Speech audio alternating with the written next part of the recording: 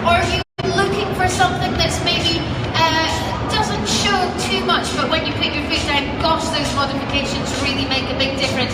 Please come and join us. As we said, Ignition Live all the way through until 9 o'clock. We are starting now with mad modifications for your motor. And hosting this session now is Imshan Giado.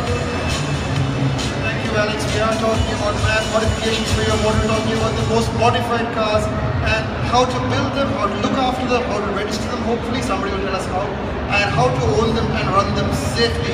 Our next panel, of course, will be the panel to watch. It's called the best car ever, so if you're sitting down, stay tuned for that. It'll be run by Shazad Sheikh in the front. But for now, we are kicking off our panel. It's called Mad Mods for Your Motor. I'd like to invite my first guest. He's the owner of PowerTech, and it is, of course, Mr. Ivan here with a surname that I cannot pronounce. Please give him a round of applause. Coming up on stage. Please take a seat, Ivan. Wherever you like, there's 3 chairs for now. My next guest, of course, is the managing director of Airworks. They do bicycles and they do a few modified cars, I'm told. He's, of course, the great Zlatko, known simply as Z. I didn't ask for a round of applause, but thank you very much for giving me one. And finally, the man under the radar, the man who built the Hilux that's wowing everybody at the Dubai Motor Show. He is, of course, automotive engineering manager. It's a funny way of saying he's just some sort of weird technical genius. Laurie Bridger from NSV. Thanks for joining us, gentlemen. Thank you. Is this good? It's a good start. Come and sit down. We are talking about how to modify cars and how to run a modified car, own a modified car, and how not to blow up a modified car. So my first question really, let's start with Zlatko, who's owned many modified cars. Can you tell us a little bit about yourself? Very quick bio. We don't need your full marriage, pre-marriage history. We need to know why you modify cars. What drives you to modify cars? Well, that's very simple. What really excites me in cars is good handling. So I usually modify my car to first of all handle well, stop well, and then I think of the power. Looks are not so important, but I don't mind having some nice wheels on the car. Looks matter. Come on, looks matter. You make some cool looking cars. Simple looking cars, I would say. And how many modified cars have you owned, Zlatko? I don't have enough fingers. Give us an estimate. Come on. Tell us how many modified cars you've owned. Over a dozen Hondas. Over a dozen Hondas? Street and race cars, and a couple of Evos and Subarus. Oh wow. So Honda is kind of in your blood though. That's the car that really gets you going. That's the car you modified the most. Can we say that accurately? That's what I'm mostly known for. Working with Hondas, modifying them, owning them, driving them, loving them. Brilliant. Loving them in a halal way. Moving on to Laurie from NSV. Tell us a little bit about yourself, Laurie. So my background, I've been playing with cars for the past 12 years, ever since I learned how to drive, and I don't think I've ever owned a car that I've kept stock. So you've never owned a stock car for very long anyway? No. One car left the dealership and 9 kilometers later was tearing it apart. So that's kind of your day job though. So yeah, how many modified cars have you owned? Like Zlatko, I'd probably be running out of fingers, but somewhere in the area of sort of 7 or 8. 7 or 8 modified cars. Okay, that's a decent number. But you do some extreme modifications and you like to try new things, don't you? Yeah, so never afraid. Well, the very first car I had, the very first hole that I had to drill in it was a bit scary, and from there on it's been easy. So you drill into your cars? Yeah, the very first hole in the Jeep was scary, but since then I've cut it in half and stretched it. So why are you drilling holes in your cars? They come without holes. Why are you adding holes? Lightness and speed, no, but actually to mount things to the car. Alright. Thanks, Laurie. And Ivan, what is it that you do? Because you're a bit of a mystery man here. What is it you do at PowerTech? We build race cars, rally cars. We've been doing it for 25 years in this country. I've been modifying cars since I was 17, and that was about 40 odd years ago, so a bit older than these two. You are quite the old man of this group, but you've owned quite a few modified cars, I imagine? I modified my first car at 17, 40 years ago. What was your first modified car at 17? 5.8 litre Falcon. 5 litre Falcon? 5.8 litre. 5.8. Which one would that be? EA, EB? XD. XD. Oh wow, this is a while ago. And how many cars do you think you've owned since then that you've modified? And don't give me the fingers joke, because they've already done it. I have no idea. 40 odd years I've been doing this, so I don't know, 20 cars, 25, I don't know. Alright, so we have a great panel, ladies and gentlemen, of people who modify cars and can tell you about why they modified cars. So, hands up, show of hands in the audience, how many of you have owned a modified car? There's a couple of people, So, not many, and people on stage. So it takes a particular kind of mindset, and you all told us why you modify cars, but why you personally get to modify cars. But it's like when you talked about Hondas, and you talked about making them handle better, correct? Why don't they handle properly from the factory? Is there something wrong with these cars, or do you think you can do better than Honda? What's the basis here for your thoughts? But from the factory, they're not supposed to handle like race cars unless they have a special project. So they're supposed to be comfortable, rattle-free, vibration-free, economical, and all of these factors which do not allow the manufacturers to produce cars that handle the way I wanted them to handle. Closer. Suddenly soft-spoken man. Yeah. So you make these Hondas do things they were just not designed to do, these Hondas. No, I would say I just enhance the way they behave. How many engines have you swapped?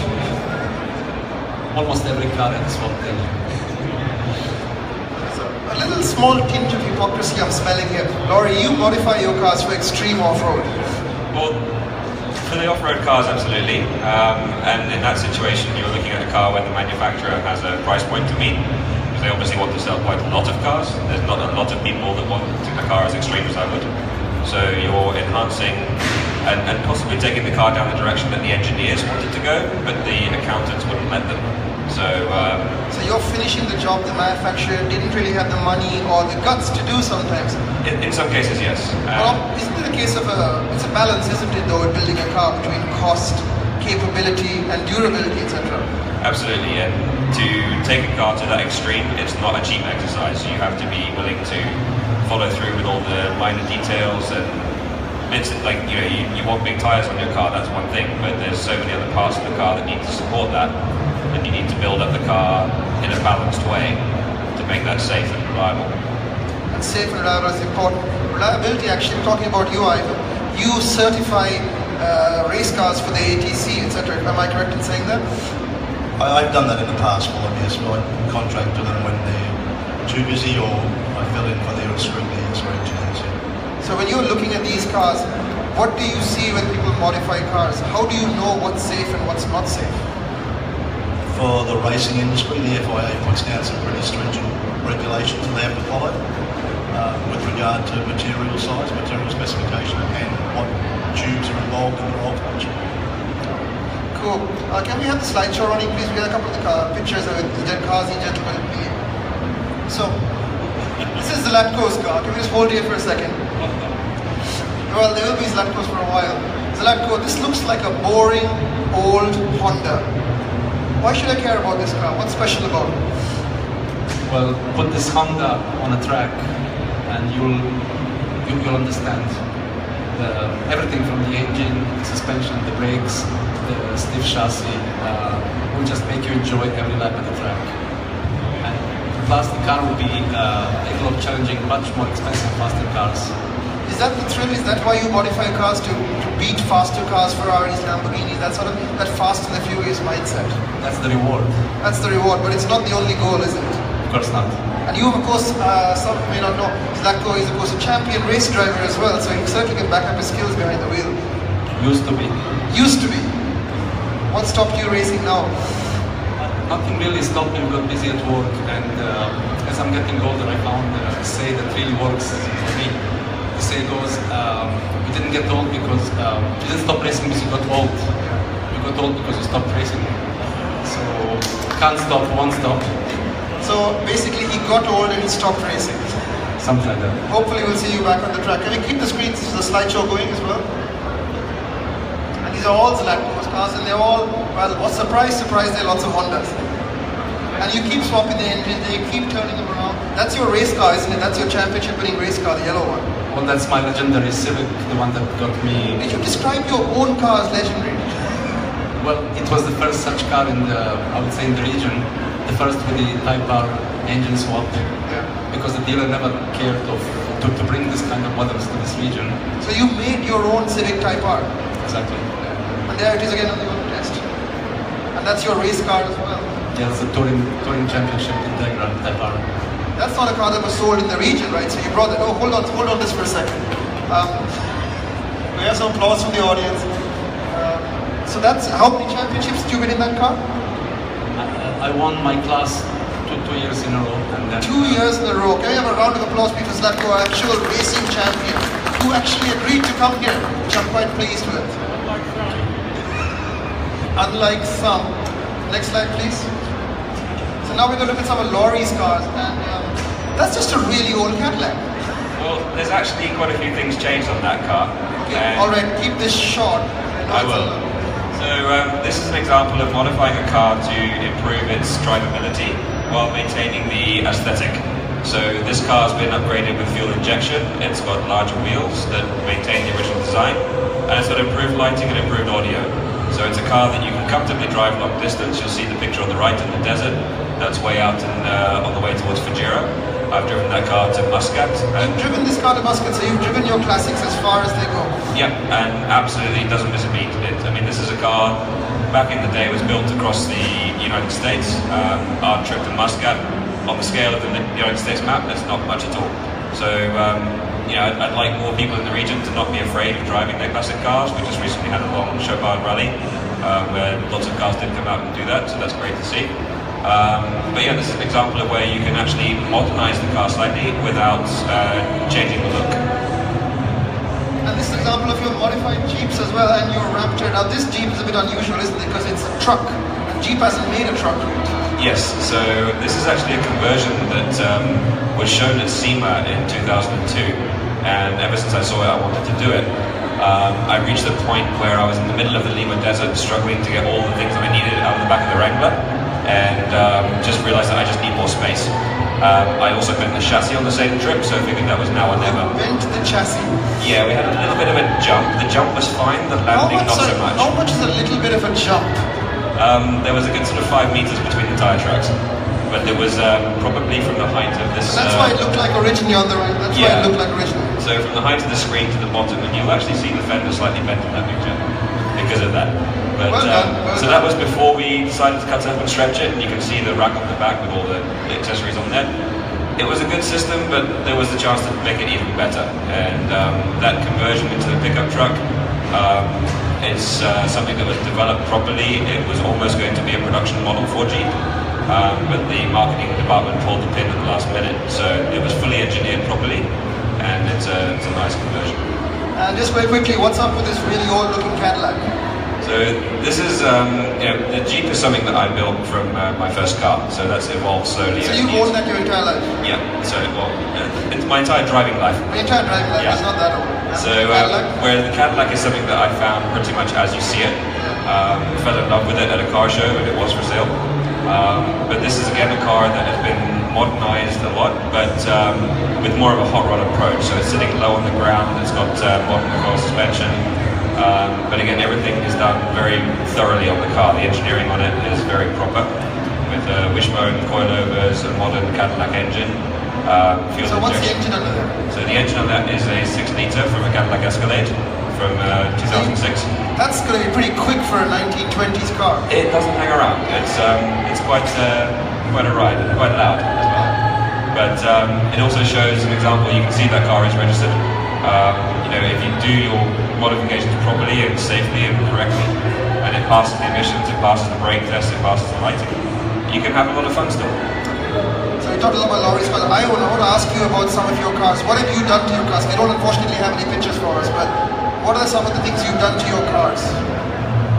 It's more what I've done for other people's cars, to be honest. So you have to go a bit closer. It's more to what I've done for other people's cars since I've been here, to be honest. Brilliant. Tell us about what you've done for other people's cars. We built back in '97. We built a 850 horsepower Land Cruiser.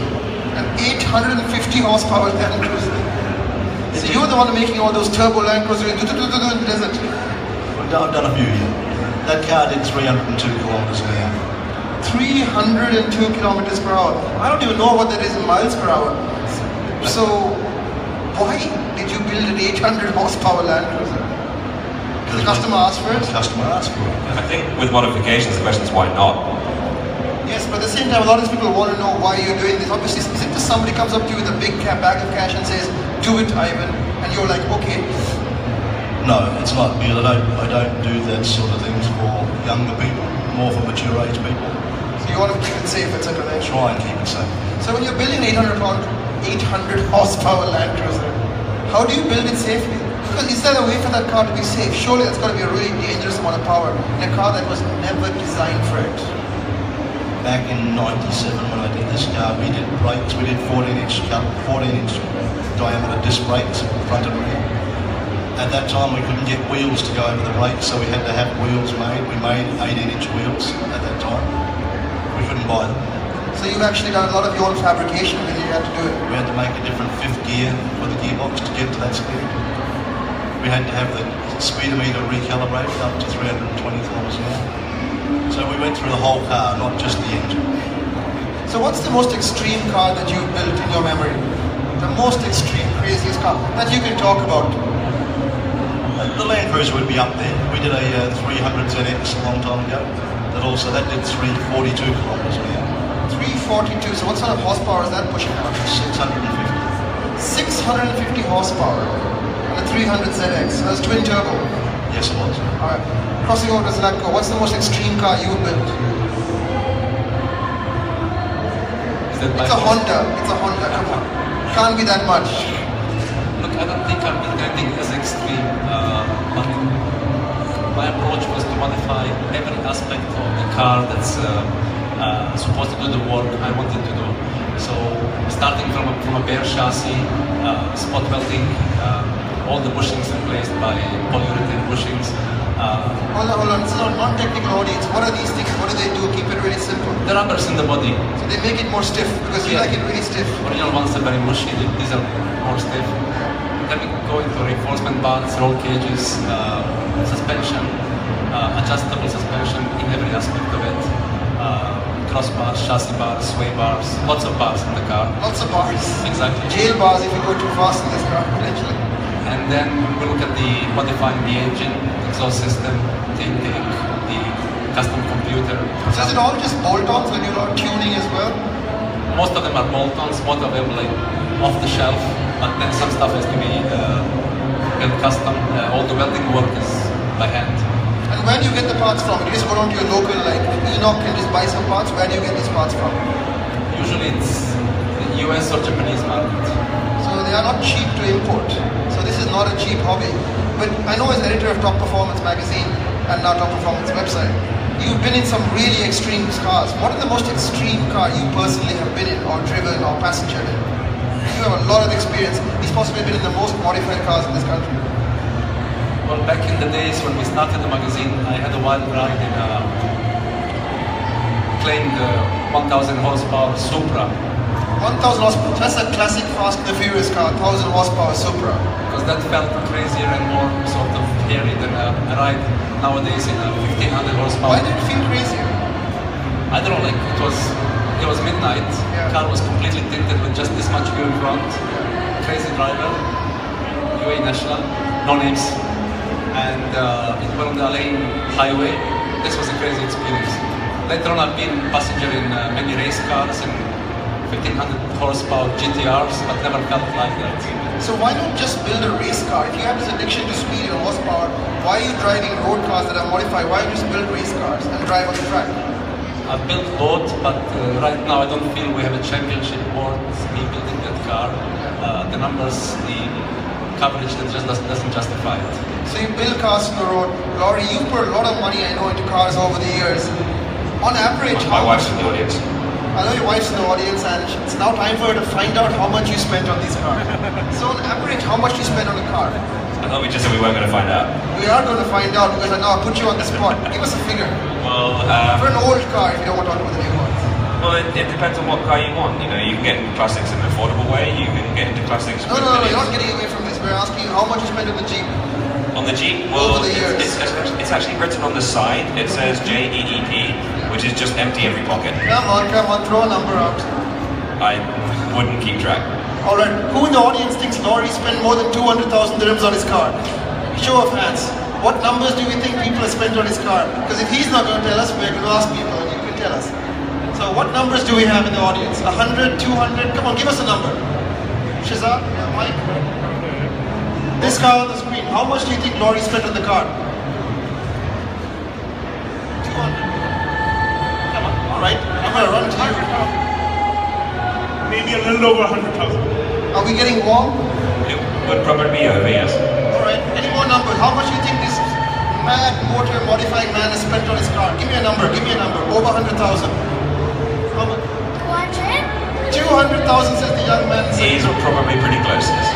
Is he close but there? I think he's there. Oh, the short game. I have no prizes, but 200,000 there. I hope his wife is happy. And that was just very early on. Zlatko, how is modifying very expensive? For Hondas, it's not very expensive. What's your budget typically been like? You built so many cars. What's the average budget like? I'm ashamed now to say, Your wife's not here, so it's fine. No, having mentioned these figures of 100, 200,000, I'm ashamed to say it's way less than that. But it is much more affordable than Honda side of things. Sub 50,000? But for 50,000, you can build a very, very decent street car that can do the weekend track duty, it can do the autocross, you take it to a drag strip and still comfortably drive you to work, to the mall. So what we've learned is that Zlatko is much better at spending money than Laurie. I'm very good at spending money. Yes, that's true actually. But he's got more bang for your buck. Ivan, what's the budget been over your 40 years of experience? What's the budget's typically been like? It depends on the project. The Land Cruiser I spoke to you about was 600,000 dirhams. 600,000 dirhams to get to 800 horsepower. 850 horsepower. It's not only the horse comparison. Yeah, well, it's not only horsepower. That's actually a very good point because you talk about and you build and modify cars safely. So you can't just build an engine, right? What else do you have to do to make a car safe? It's like everyone else is saying here, you've got to look at your suspension. You've got to look at the brakes, you've got to look at the handle, the centre of gravity, the gear ratios. Even in some cases we put a roll cage in for the road. How many people think of brakes when modifying cars? Not many out here. Not many, so they just put the horsepower in and they don't actually make a way to stop the car. Well, we're lucky out here, aren't we? Because we have a lot of long, straight roads. A lot of long, straight roads for those cars to go off. And Zlatko, off you go. Can I add something? We have a client here in the UAE who installs superchargers on Nissan Patrols. We asked him, can we possibly sell your client some big brake kits or at least performance pads and discs or at least brake lines? No. Why is that? Surely he wants to stop his car, right? I think they feel the brakes, the original brakes are quite adequate and they want to spend their money only on the performance. So what happens when you have your 800 horsepower Land Cruiser theoretically and you try to stop it with the stop brakes? What happens? Not much. Not much. So the car locks up. Tell us what actually happens to the people who they should know what happens if you don't modify properly.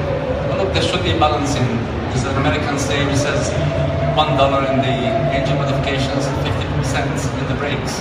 That's how it should work.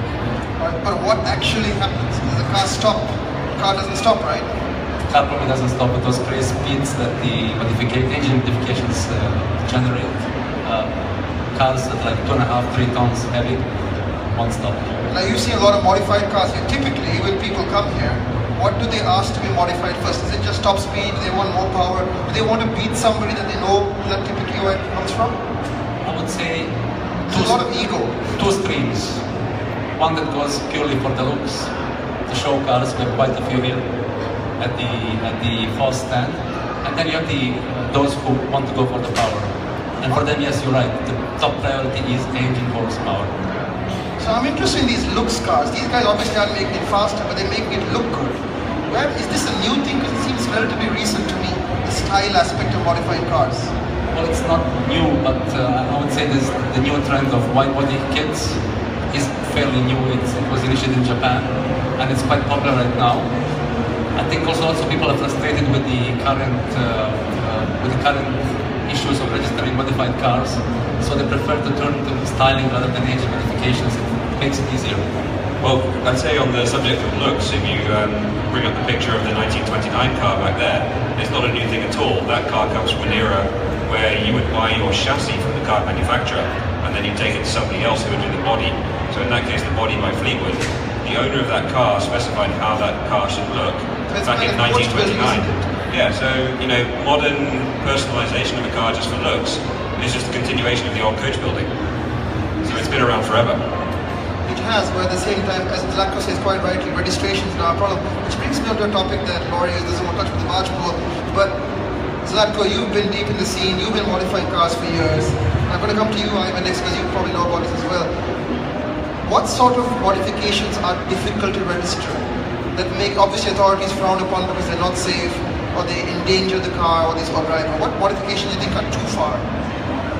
I think the single most difficult modification for us is the exhaust system. Exhaust system? What is so? Loud exhausts are great. I would say those enforcing the law and this fixation of seeing a car with a large canister in the back. Your car is illegal. Is my exhaust too loud? No, it looks loud. Car gets impounded, car cannot pass the testing. So I would say it's a lack of technical knowledge, but I think the exhaust is one of the biggest issues here in this market. It is. Ivan, what do you think? I've seen a lot of modifications that should never have been done to vehicles. I've seen aluminium fuel tanks with self-tapping screws to hold the fuel pumps in. That are just a bomb waiting to go off. I've seen fuel injection systems with the wrong fuel hose and the wrong hose clamps. That's another fire waiting to happen. I've seen a lot of different things that shouldn't happen in those. It's the single worst one you've seen, because these sound pretty horrific. The single worst one was the fuel tank with the self-tapping screws to hold the inspection plate on, which went through the fuel tank, and then they just put a bit of silicone around the screw to try and stop the fuel leak. That's incredible. And did the owner know that was happening, or was it a bad garage, or what was it? How did that happen? The owner doesn't know. The owner just pays for a large fuel tank. But then when you drop it out to fix a fuel leak and you find what you find, then you show the owner and say, well, this is what you paid for.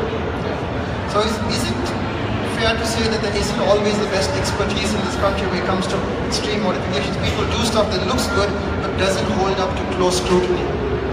Do you know the definition of an expert? I'm working on it. I don't think I am one, but I'm often wrong. Let's hear yours. An X is a has-been and a spurt's a drip under pressure. Let's keep it. I'm having some applause from Alex. There's a lot of experts in this field. Yeah. But there are very few people who actually know the letter of the law as well. The letter of the law is very difficult to execute out here, isn't it? Are people skirting the law and building modified cars that look good, just enough to pass registration, but are actually quite dangerous? No, I don't think people are trying to skirt the law. I think people just don't know. A lot of workshops, a lot of people that are modifying cars aren't qualified to do so, unfortunately. That's quite a strong statement, but it's sadly quite true. In Zlatko, you're nodding your head.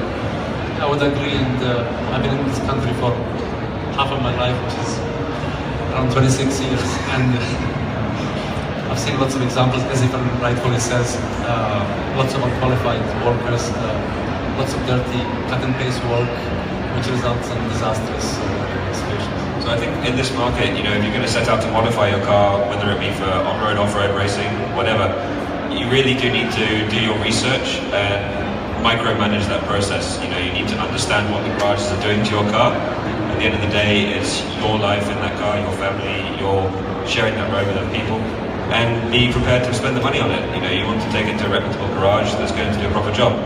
If you try to do it on the cheap, it's going to hurt you. That's really good advice, actually. That's really good advice. How do we find that reputable garage? Because there isn't the equivalent of a yellow pages for this is a good garage, this is a bad garage.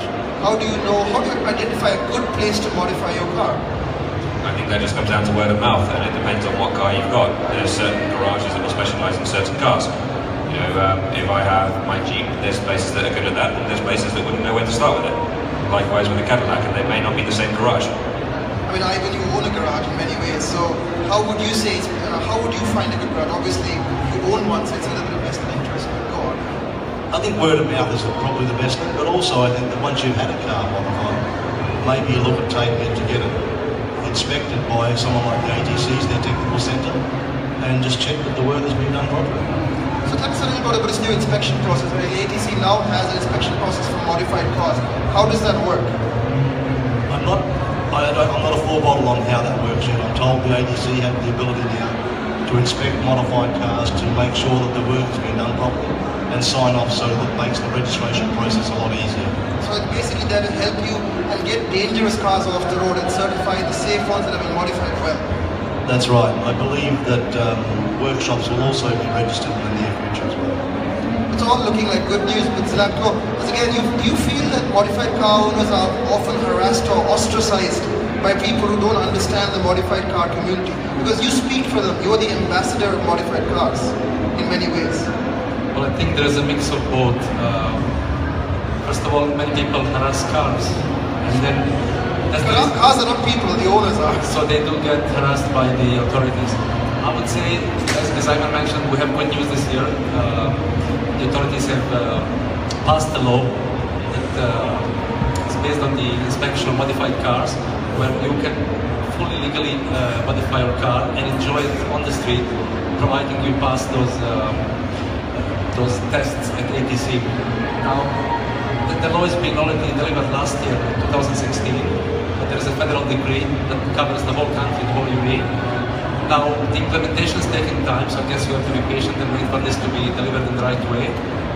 In the meantime, the only advice I can give to people is to do lots of research. And like you mentioned in this session, do your research, go to qualified places, ask them for credentials, check their work, and do not just go to cheap garages that offer. So don't go to the first garage that turns up and says, I've got the cheapest price and I've got the right parts. Is there a problem with fake parts, for example? There is. Even at some reputable garages, we've heard of problems with fake clutches, fake parts. You can pay a lot of money for parts that you think are Japanese original parts, but they could be fake ones. It's happening. And again, we're talking about the modified car community. There's a lot of modified cars over there. You can walk down there, you'll see a whole bunch of modified cars. What do you think the big trend is now? I think the wide body is still trending. Talking about. So what's the wide body? How many people in the audience know what a wide body is? Of course they do. 2 people know. Nobody knows. Zlatko, tell us what a wide body is. Well, basically, you can purchase a kit, either flared wheel arches or over fenders that widen your body by, let's say, between 4 to 6 inches. And what's the benefit of that? Primarily the looks, because the car becomes more difficult to park in malls. Car becomes pretty useless. Pretty useless, but it looks beautiful. It looks beautiful. It looks. And then you drop the car, slam, stance. These are all new. It has a special stance. It looks very aggressive. So I would agree that the car looks great, but I don't know how it would fare on the racetrack or in autocross. It's not really built for performance anymore. It's built for looks, and a lot of people are doing that.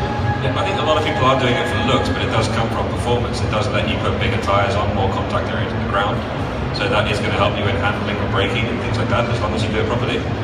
So Laurie, what's the trend that you're seeing? Because you come from the modification market and aftermarket scene, what do you see as the big trend this year? Everyone's going in all different directions, you know. I mean, you've got off-road, you've got classic, you've got... Well, give us one that you've seen, because you come from the trend space. Okay, in off-road, there's definitely a trend now towards getting the vehicle lower. Lower? In the old days, you wanted, not lower than stock, but lower than traditionally. So in the old days, they would have lifted the car sky high to put big tyres on it. Now the trend is to actually open up the wheel arches and try and get that big tyre on the car, but keep the centre of gravity down low, so that you're more stable off-road, and that you can actually get more performance out of the car. So actually keep the centre of gravity down. What happens when you raise the centre of gravity? What happens? You can get it shiny side down, and that's not good. So you flip a car? Yeah, so you want to avoid that. Have you ever seen a car flipped? Many times. Have you ever flipped a car? Not myself. Inshallah, as we like to say. Yeah, touch wood. Exactly. How many of you have been to the Toyota stand? Can we have a show of hands? How many people to the Toyota stand? How many people notice the big green Hilux? Alright, so I'd like to point out that Laurie is one of the people who worked on that car and built it. So we have a small round of applause for him. How many people think it's a beautiful car? Thank you. His wife's classical clapping, because that's important. Ivan, what's the big trend? You come from the inspection scene. What's the big trend? Because you're seeing all the cars pass through, etc. You're building cars. I don't do a lot of trendy stuff. You are the trend. Come on, give us. No, I'm not the trend. These guys are more into the trend. I do grassroots stuff, the roll cages, the performance stuff, the fuel injection stuff. So you build roll cages. That's why do people need a roll cage in a car? What is a roll cage? I do Explain. roll cages for competition vehicles. So what do they do in the case of an accident? They keep the car obviously the structure integrity intact, and if you roll it, also makes it safer. Is that correct? The roll cage's primary job is to protect the occupants.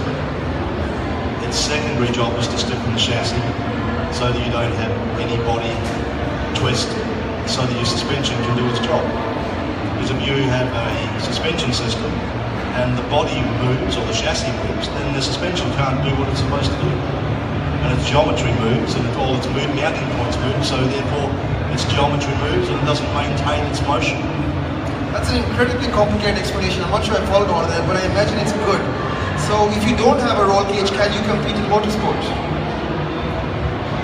Not, maybe in time attacks, I don't know, but Autocross possibly. autocross maybe, but not in serious competition, no. Because you need a roll cage. That's part of the safety requirements. And not everybody, because you can build up a roll cage in your backyard, but will it be to the right specification that the sport demands? If someone put it in their backyard, I would say not, because it depends. You've got to use the right material, you've got to use the right filler rod, the right type of welding, you've got to have the right feet on the mounting points, you've got to have the right number of tubes. Every tube has to be fully welded all the way around. Even if you've got 3 tubes of meat in one spot, every tube has to be welded all the way around. So once you modify a car, you bought the car, you take it to the right garage, you've got it modified. What do you do with it? What have you done with your modification? Is it just for posing on JBR and taking to car shows, or what are the things you guys have done with your cars? Well, the best thing you can do is drive the car daily. Enjoy the performance, the sound, the handling. That's the best you can do. At the moment I'm driving a 21-year-old Honda Integra that is not highly modified, but it's so enjoyable to drive, and for me that's the whole point. If I can take the car to the racetrack on weekend, even better, but drive. You like to drive your cars. And obviously modern cars aren't giving you that fix anymore, are they? They don't feel the same way, they don't feel as raw. Unfortunately, no, not really. The modern Hondas are actually a bit of a disappointment to me. Much more power than the old models, but the excitement is somehow gone. Well, the excitement is the fact that you built this car yourself. Laurie? Yes, absolutely drive it, and I think one of the great things is you own a car for a long time and you modify it, you grow with the car grows with you, so that you feel the performance get better. If you're driving it off-road, you feel that you climb higher or you cover more crazy terrain. But you know that that's a result of your blood, sweat and tears in the car as well. So why are you crying in your car? No, it's normally in the workshop when things aren't going to plan. But when you drive the car, you've got a big smile on your face because you know that you got over that obstacle because of the work you put into that car. You didn't just throw money at the problem; you actually put effort into it, and it pays off. Some money. And some money, yeah. About 200,000 dirhams in some cases. We're not going there. All right. So we're coming to the end of our panel. Do we have any questions from the audience? Hands up, people who have questions about modifying cars, who want to know about modifying cars, who want to know what they should do. Come on, one of you must have a question.